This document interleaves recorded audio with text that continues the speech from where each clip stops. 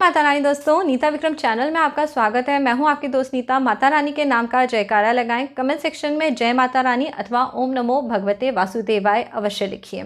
श्री हरि विष्णु भगवान की कृपा की आपको प्राप्ति हो, आपका जीवन सफल और सदैव सुखी रहे, ऐसी कामना के साथ दोस्तों इस वीडियो को प्रारंभ करते हैं।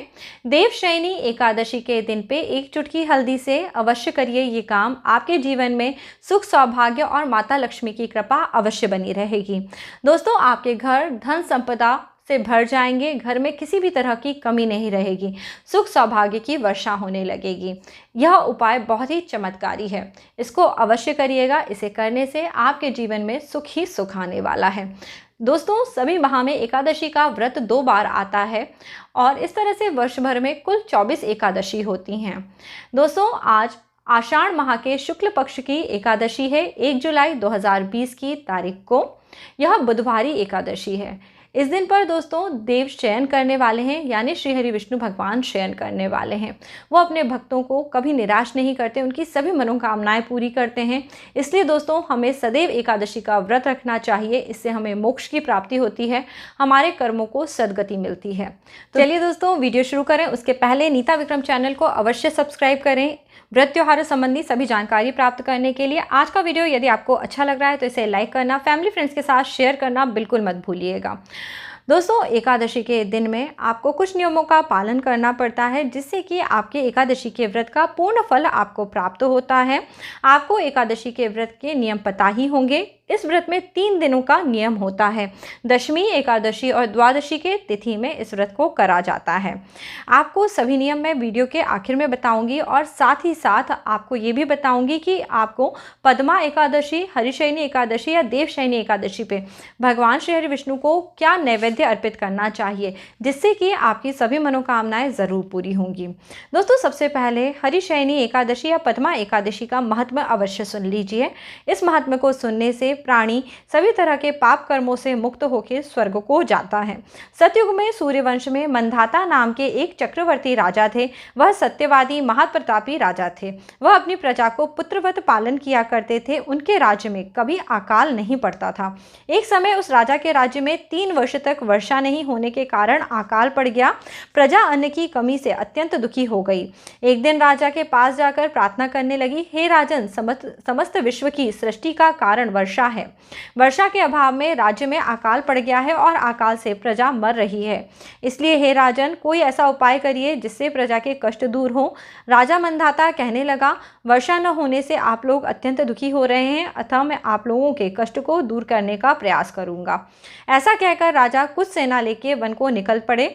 वहां अनेक ऋषियों के आश्रम में भ्रमण करते हुए अंत में ब्रह्मा जी के पुत्र अंगिकारा ऋषि के आश्रम में पहुंचे। वहां राजा ने अपने घोड़े से उतरकर अंगिरा ऋषि को प्रणाम किया।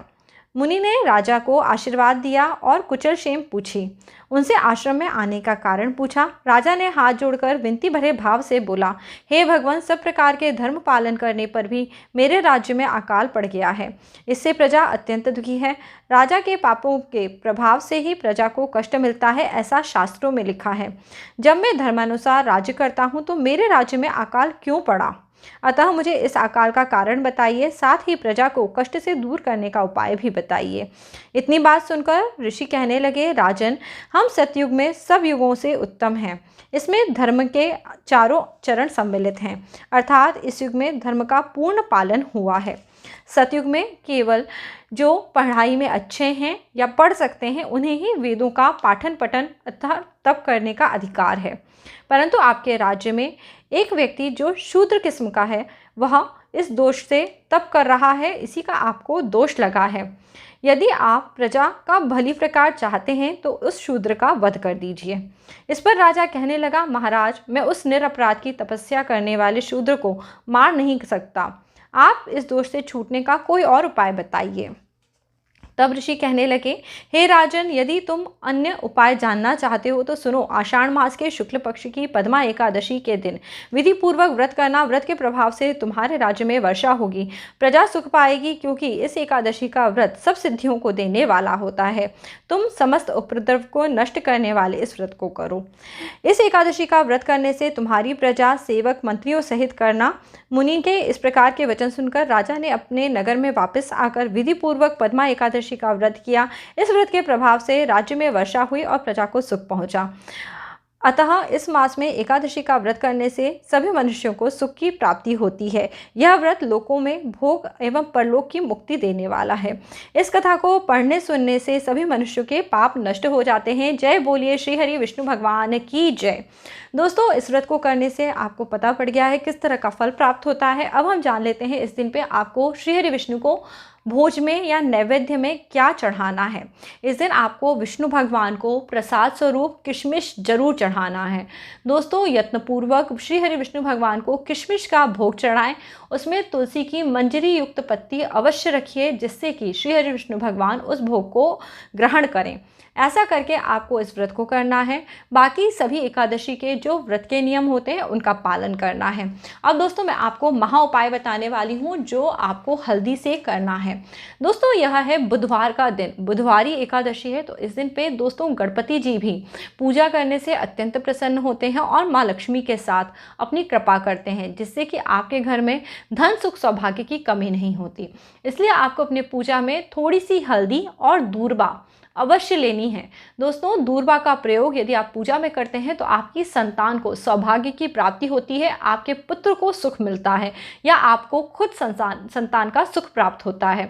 आपको थोड़ी सी हल्दी, केसर यदि आपके पास है तो आप केसर ले लीजिए। हल्दी, केसर और चंदन को मिला के इसका आपको एक तिलक बना लेना है और यह तिलक आपको गणपति भगवान को सबसे पहले लगाना है और साथ ही साथ उनके मस्तक पे तिलक लगाते समय आपको दूर्बा भी लगानी है।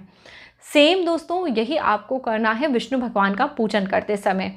वैसे भी एकादशी के व्रत में भगवान का पीले पीताम्बरी रूप में इस दिन पूजन होता है। भगवान को पीले रंग के वस्त्र अर्पित करे जाते हैं, पीला भोग चढ़ाया जाता है, पीले पुष्प अर्पित करे जाते हैं। वहीं दोस्तों, तिलक लगाते समय थोड़ा सा यदि आपको केसर मिल जाए तो ठीक है, नहीं भी मिलता तो आप हल्दी में थोड़ा चंदन घोल लें या फिर केवल हल्दी लेके उसमें हल्का सा दूध या फिर पानी मिला के टीका बना लें और विष्णु भगवान को अर्पित करें। साथ ही साथ उसमें आप जब तिलक लगाएं तो एक दूर्बा ज़रूर रख लें। दोस्तों, दूर्बा लगाने से जैसे मैंने बोला आपको कई गुना फलों की प्राप्ति होती है। इस पूरे चातुर्मास में यदि आप प्रतिदिन भगवान श्री हरि विष्णु के मस्तक पे एक दूर्बा चढ़ाते हैं तो आपकी संतान अच्छे कर्मों वाली होती है, संतान का सुख आपको प्राप्त होता है। इस पुण्यदायी व्रत को करने से और इस छोटे से उपाय को करने से विष्णु भगवान अत्यंत प्रसन्न होते हैं, भक्तों की सभी तरह की मनोकामनाएं पूर्ण कर लेते हैं। साथ ही साथ दोस्तों, इस दिन से चौमासा प्रारंभ हो रहा है। यदि व्रत के नियम क्या है ये आपको जानना है तो आप नीता विक्रम चैनल पे जाके चौमासे में क्या करा जाए यह देख सकते हैं। बहुत ही अच्छे से मैंने वीडियो आपको विस्तृत रूप से बना के दिया है, किस तरह का यदि आप व्रत लेते हैं तो आपको क्या फल मिलेगा। अलग अलग तरह के व्रत होते हैं जिन्हें करने से विष्णु भगवान की अद्भुत कृपा प्राप्त होती है, जीवन में सुख सौभाग्य की वर्षा होती है, पापों का नाश होता है। तो दोस्तों, आपको एकादशी के दिन पे इस उपाय को करना है और साथ ही साथ रात्रि जागरण हो सके तो करिए। पूरी रात न भी जग पाए तो कम से कम आप रात्रि के पहले पहर तक जरूर जगिए। 12 बजे तक आपको श्री हरि विष्णु का भजन कीर्तन करते हुए जागरण अवश्य करना चाहिए और विष्णु भगवान से प्रार्थना करने के लिए विष्णु सहस्त्र नाम का पाठ करिए। और साथ ही साथ आप इस दिन पे एकादशी का महात्म्य सुनिए और अपने सभी भाई भक्तजनों को अवश्य सुनाइए। दोस्तों, विष्णु भगवान की पूजा के दिन पे किसी भी तरह के तामसिक वस्तुओं का प्रयोग नहीं करना चाहिए। घर में कोई मांस मदिरा का सेवन न करें। तामसिक वस्तुएं जैसे कि प्याज, लहसुन इत्यादि का भी सेवन नहीं करना चाहिए। यहाँ तक कि ये बोला गया है एकादशी के व्रत के दिन पे अन्न का आहार लेने वाले पाप के भागी होते हैं।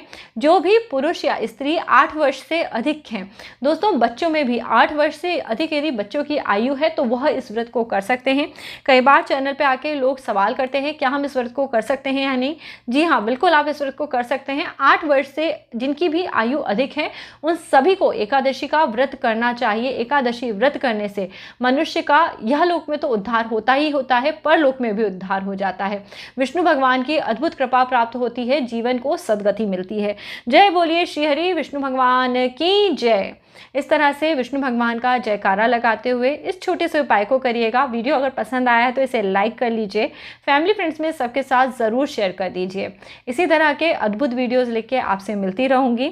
तब तक के लिए दोस्तों, जय माता रानी। अपना ख्याल रखिए, अपने परिवार का ख्याल रखिए, सदैव खुश रहिए दोस्तों।